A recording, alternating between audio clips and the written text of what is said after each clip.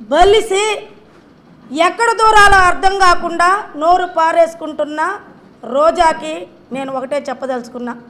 నకిలీ మద్యం ప్రవేశపెట్టిందే వైసీపీ ప్రభుత్వం.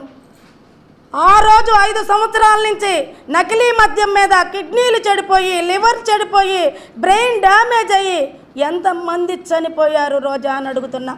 ఒక్కరోజైనా నువ్వు నోరు విప్పిన దాఖలాలు ఉన్నాయా అని అడుగుతున్నా. కానీ ఈరోజు తెలుగుదేశం పార్టీ వచ్చాక మా పోలీసు శాఖ వారు, ఎక్సైజ్ శాఖ వారు నకిలీ మద్యాన్ని పట్టుకొని వెంటనే వాళ్ళు తెలుగుదేశం పార్టీ వారైనా ఏ పార్టీ వారైనా సస్పెండ్ చేయటం జరిగింది. దొంగల పడ్డ 6 నెలలకి కుక్కలు మురిగినట్టు ఏమడుగుతున్నావు నువ్వు? చీప్ ట్రిక్స్ అంటున్నావు, చీటింగ్ వాళ్ళు అంటున్నావు, బందిపోట్లు అంటున్నావు, బేవర్స్ అంటున్నావు. నీకు ఫ్యాట్ బలిసి తిరుమల వెంకటేశ్వర స్వామికి VIP దర్శనాలకు పంపించి దోచుకున్నదంతా తిని కొవ్వెక్కి ఆడుకుందాం ఆంధ్ర అనే ప్రోగ్రాంలో కొన్ని వేల కోట్లు దోచుకొని బలిసి ఈరోజు ఇష్టానురాజ్యంగా మాట్లాడుతున్నావు. మాకు కూడా ఉంది, ఓసే అని నిన్ను అనగలము, ఏరా జగన్మోహన్ రెడ్డి అని అనగలము. కానీ మా అధినాయకుడు ఒకటే మాకు సంస్కారం చెప్పాడు. మేము ఎవరిని కూడా ఏమీ మాట్లాడదలుచుకోలేదు. మేమంటున్నాం, మీరు ఇక్కడ మాట్లాడుతుంటే మేము దులిపేసుకొని వెళ్ళిపోతున్నాము అంటున్నారు కొంతమంది. మేము దులిపేసుకొని వెళ్ళటంలా నిమ్మకి నీరెత్తినట్టు ఉండట్లేదు. మేము అభివృద్ధి పదంలో దూసుకెళ్తున్నాము. మా అధినాయకుడు వాళ్ళు అయితే నీచంగా ప్రవర్తించి వెధవ మాట్లాడి ప్రజలతో చిత్కారం చేయించుకున్నారు. మనకు అది వద్దు, మనం అభివృద్ధి పదంలో పోదామని చెప్పని సూపర్ 6ని సూపర్ హిట్ చేసిన ఘనత చంద్రబాబు నాయుడు గారిది. ఈరోజు గూగుల్ కంపెనీ వస్తుందని డైవర్ట్ పాలిటిక్స్ మొదలుపెట్టి ఏంటి నారావారి నకిలీ మద్యం, నారావారి నీ భాషలో చెప్తున్నా SANKS నా సంక ఇలా చెయ్యిందే ఈ రోజాకి నిద్ర పట్టదు. నువ్వు మాట్లాడుతున్నావు, పునాది నీకు ఎక్కడి నుంచి వచ్చింది? ఆ రోజు చంద్రబాబు నాయుడు గారి భిక్ష దగ్గర నుంచి వచ్చింది. ఈరోజు చంద్రబాబు నాయుడు గారిని ఒరే అని మాట్లాడుతున్నావు, నారావారి నకిలీ మద్యం అని మాట్లాడుతున్నావు. జగన్మోహన్ రెడ్డి రక్త చరిత్ర, జగన్మోహన్ రెడ్డి బాబాయ్ గొడ్డలి వేటు, జగన్మోహన్ రెడ్డి కల్తీ మద్యం, జగన్మోహన్ రెడ్డి ప్రభుత్వంలో దోచుకున్నది రంగులు మీ ముఖానికి తప్పితే ఎన్ని అక్రమాలు చేశారు? ఒక్కటైనా అభివృద్ధి పని చేశారా అని నేను అడుగుతున్నా.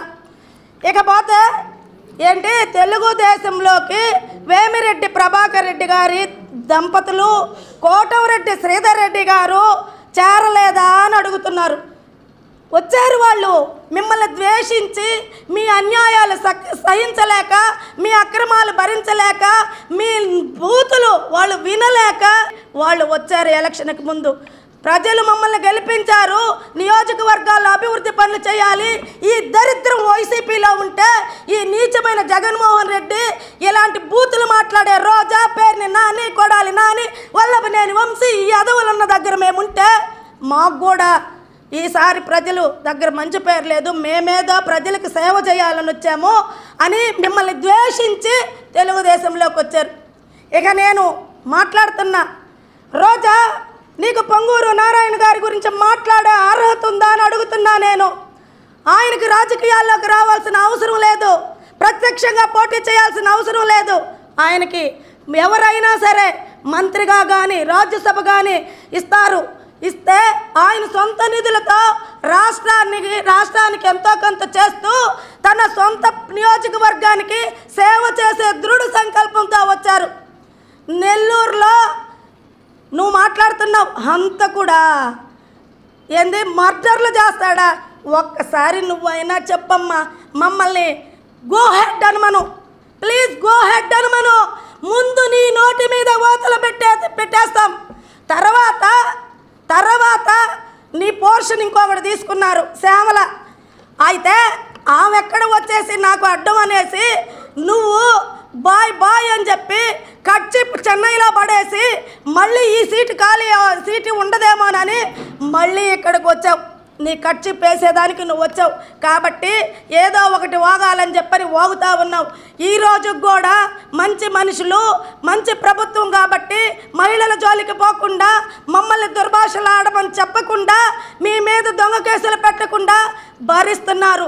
వాళ్ళ మంచితనాన్ని చేతగానితరంగా తీసుకుంటే ఇక రాబోయే రోజుల్లో అధినాయకులు గమ్ముగున్నా కానీ ఆడవాళ్ళం గమ్ముగా ఉండమని చెప్తున్నా.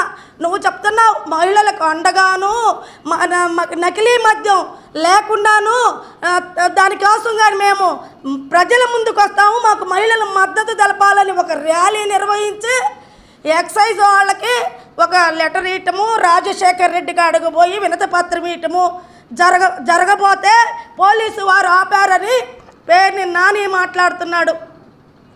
నేను అడుగుతున్నా, రాజశేఖర్ రెడ్డి ఆత్మ ఎక్కడున్నా క్షోభిస్తుంది. ఇలాంటి దుర్మార్గుడినైన కొడుకును కన్నానే నా కొడుకు పెట్టిన పార్టీలో ఆ దుర్మార్గుడికి ఏమాత్రం తీసిపోని వెధవలందరూ ఉన్నారే, ఇష్టానురాజ్యంగా రాజకీయాన్ని భ్రష్టు పట్టిస్తున్నారే అనేసి ఆయన ఆత్మ బాధపడుతుంది.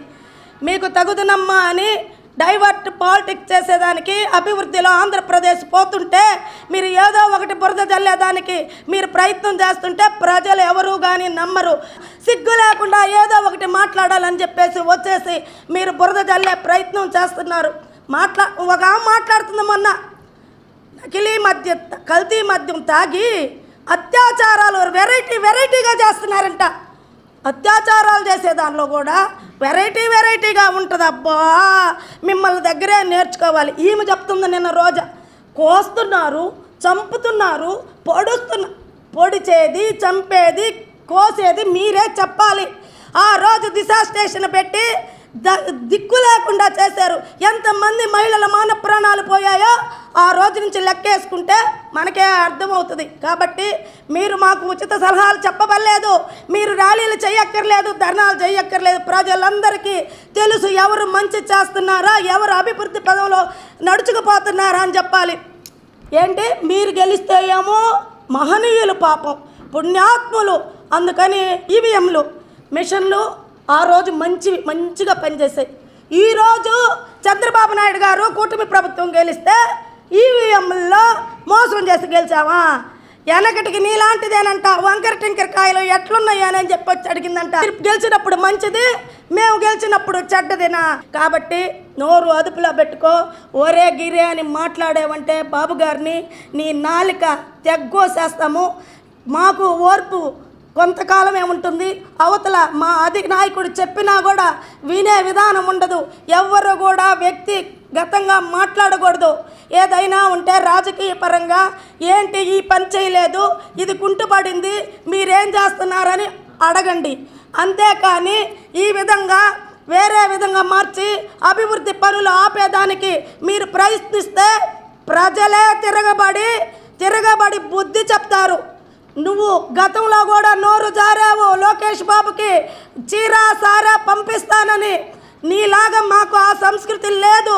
నీకు ఆ చీర ఒంటి మీద లేకుండా జనం చేసేదాకా తెచ్చుకోకుండా జాగ్రత్తగా ఉండాలని రోజాకి చెప్తూ, అదేవిధంగా నాయకులు ఎవరైనా సరే ఏదంటే అది మాట్లాడితే ప్రజలు ఊరుకోరు, ప్లస్ మేము కూడా ఇక ఊరుకోము అని చెప్పి జాగ్రత్తని హెచ్చరిస్తూ సెలవు తీసుకుంటున్నాం.